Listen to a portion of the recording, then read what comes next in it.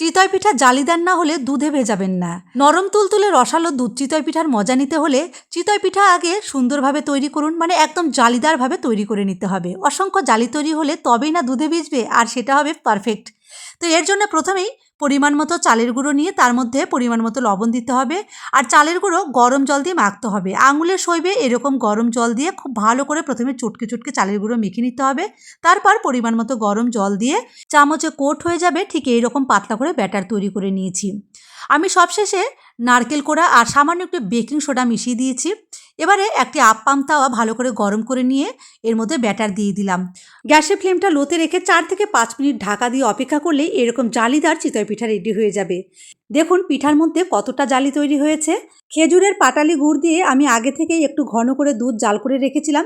আমি পিঠাগুলো দুধের মধ্যে মাত্র 2 ঘন্টা ভিজিয়ে রেখেছিলাম। দেখুন কতটা নরম তুলতুলে আর রসালো হয়ে আছে।